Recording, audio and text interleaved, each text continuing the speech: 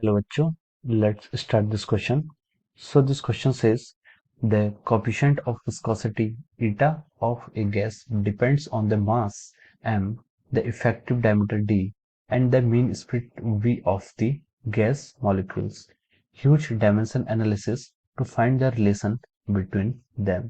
तो हमें यहाँ पर डायमेंशन एनालिसिस का यूज करके यहाँ पर रिलेशन फाइंड आउट करना है कोफिशिएंट ऑफ विस्कोसिटी का, parameters mass D and main speed. तो देखिए बच्चों, इस क्वेश्चन का आपका जो भी की कॉन्सेप्ट है वो की कॉन्सेप्ट है आपका डायमेंशनल एनालिसिस, क्योंकि हम यूजिंग डायमेंशनल एनालिसिस यहाँ पर हम उनके बीच में रिलेशनशिप, ये डिफरेंट क्वांटिटीज जो हमें गिवन है उनके बीच में हम रिलेशनशिप फाइंड आउट कर पाएंगे। तो चलिए हम इस क्वेश्चन को आगे प्रोसीड करते हैं। तो देखिए क्वेश्चन में लिखा है the coefficient of viscosity eta of A gas depends upon the, ये डिपेंड्स करता है किसमें, मास पे डिपेंड करता है और डायमीटर पे डिपेंड करता है और मीन स्पीड वी पे डिपेंड करता है। तो कैसे डिपेंड करता है, इसको कैलकुलेट करने के लिए लेट हमने इनको यहाँ पर पावर दे दी है और हम इसको लिख सकते हैं प्रोपोर्शनलिटी का साइन अगर हम हटाएं तो हम यहाँ पर से लिख सकते हैं एक कांस्टेंट के को इंट्रोड्यूस करेंगे और ये जाएगा मास। मास पे आपका ए की पावर से डिनोट करता है, डी आपका क्या है, डायमीटर है, डायमीटर पे आपका बी से डिनोट करता है और सी आपका क्या है, वेलोसिटी, वेलोसिटी पर मान लीजिए सी से डिनोट करता है, डिपेंड करता है। तो देखिए लेफ्ट हैंड साइड में आपको ईटा विस्कोसिटी गिवन है।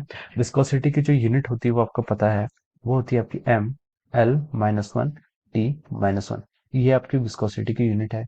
Is equal to K into M क्या है, मास, मास की यूनिट हो जाएगी एम इंटू ए और डी क्या है आपका डायमीटर, डायमीटर क्या है, लेंथ की यूनिट है तो लेंथ की पावर बी और वी क्या है आपका, वी आपका वेलोसिटी, वो आ जाएगा L T minus one into सी।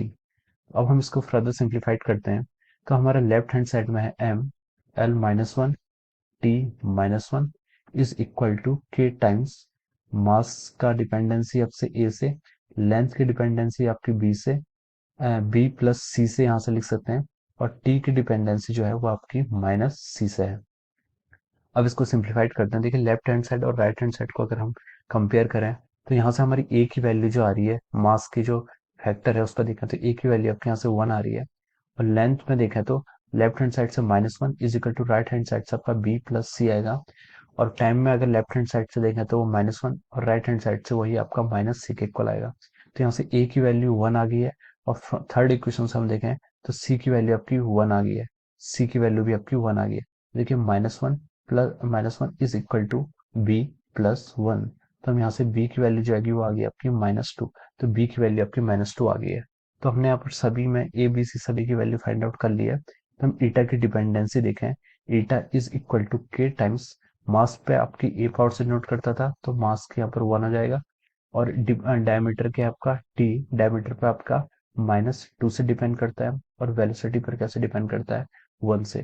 तो जो इसका फाइनल फार्मूला आएगा eta is equal to K times, ये कितना हो जाएगा, mass times velocity divide by our D का स्क्वायर। तो जो आपका कोफिशिएंट ऑफ विस्कोसिटी है वो mass velocity divide by D square से यहाँ पर इसका आंसर आ जाएगा।